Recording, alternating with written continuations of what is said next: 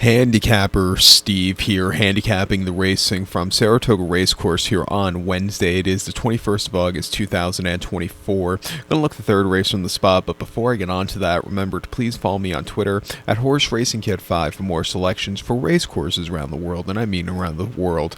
Let's look at third from Saratoga, which is the John's Call Stakes. It's going for a purse of $135,000, race for 4-year-olds and upwards. We have a field of 9 horses entered, 7, 8, 9 RMTOs, 6 will head to the Mellon Turf Course, the distance of ground of 2,600 meters, or a mile 5/8 on the Mellon Turf Course. Rails are down this week on that turf course. Top selection, I'm going to take the 3-horse Foreign Relations as top selection. 3-1-5-6 for me in the superfecta. 3-1-5-6 super. Top selection of 3-horse Foreign Relations. This 6-year-old gelding by Carcanite here. Connor Murphy trains. Tyler Gaffleone picks up the mount. The horse's most recent appearance came at Keeneland on the 14th of April. Mile and a half in allowance race for $118,000, and the horse finished second by 2 3/4 lengths that day, and he just kind of stalked all the way around the race course. Ohana Anna really took off clear. This horse might need the race that day off the bench, but he got around the race course well. I think getting an extra furlong off his previous race should suit him well. He'll be forwardly paced, which should suit him well on this turf course.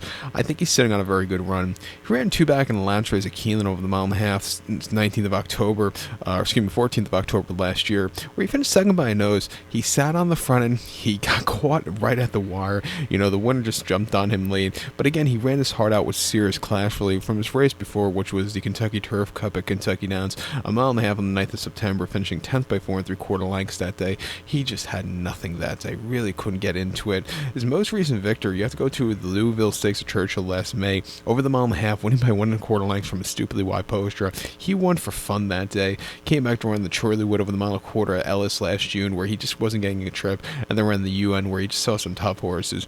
But he's down the class ladder. He's been drying out for some more ground. He's going to get it. He can win. The 1-horse 6- can win also for Irad and Todd. He hasn't won since an optional 35 at Goldstrom in the winter of 2023 over the mile and a half, with the horseman by 3 lengths from closing up from mid-pack, a little drifting late, but he ran terrifically there.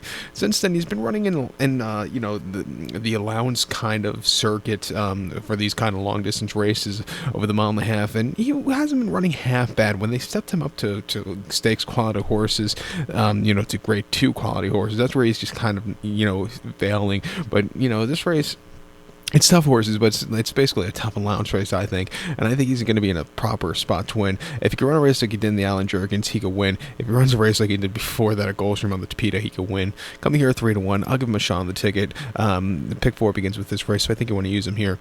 But to recount my selections for the third from Saratoga, it is a John's Call Stakes. Going to take the 3-horse Foreign Relations. Give kudos to the 1-horse 6-, 3-1-5-6 super, 3-1 in the multi-race. So good luck to all. Please follow me on Twitter at HorseRacingKid5. Good luck, everybody.